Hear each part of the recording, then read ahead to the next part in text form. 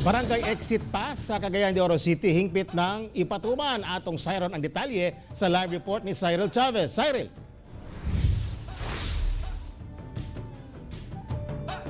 Yes, Tek, tumong sa Barangay Exit Pass nga mas malimitahan ang mga Cagayanon nga nagagawa sila mga panimalay bisan pa man sa gipatuman nga community quarantine sa syudad. Gipirmahan na ni Cagayan de Oro City Mayor Oscar Moreno ang Executive Order No. 62 ang pagpatuman sa Barangay Exit Pass isip dugang lakang sa paglikay sa COVID-19. Ang maong pass magamit sa usa ka individual nga mogawa silang panimalay aron mopalit og pagkaon, tambal o emerhensiya. Base sa guidelines sa LGU, usa ka barangay exit pass ang ihatag matag pamilya sa syudad. Walay pangalan ang maong pass. Busa bisan kinsa nga miyembro sa pamilya ang pwedeng mogamit niini. Gawas lamang sa mga senior citizen, buntis ug katong adunay mga balatian. Mga personahe na sa barangay ang muhatod sa barangay exit pass sa mga panimalay. Posible nga dabi kung gikinahanglan gyud og duha ka buok kay tiguang or medyo bugat ang dala daghan man mga inana nga dagan. So na karon nga option nga gihatag nato sa barangay cell. Labi na kung siya ra gid isa senior siya. Wayang naiyang kaabag nga isa.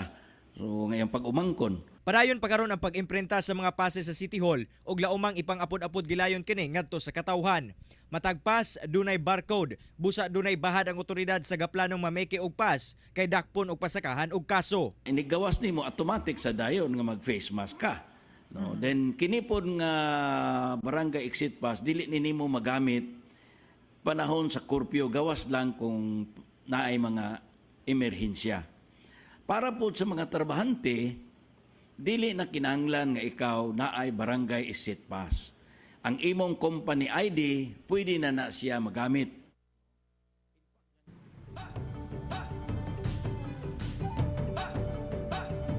Tek, giklaro sab sa otoridad nga posibleng makakuha o mamahimong makakuha og barangay exit passes ang mga senior citizen dinhi sa Cagayan de Oro City kung ugaling wala na gyud laing miyembro silang pamilya nga makagawas sila ang panimalay gawas kanila.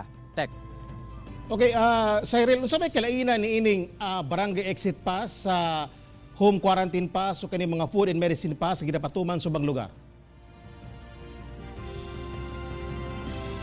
Tek, ang base sa guidelines na gihimo dinhi sa Cagayan de Oro City, kining barangay exit pass mo na siya ang kining murag equivalent sa home quarantine passes nga ginapatuman sa uban LGU. Pero nakalahi lamang niini kay walay pangalan naka-indicate.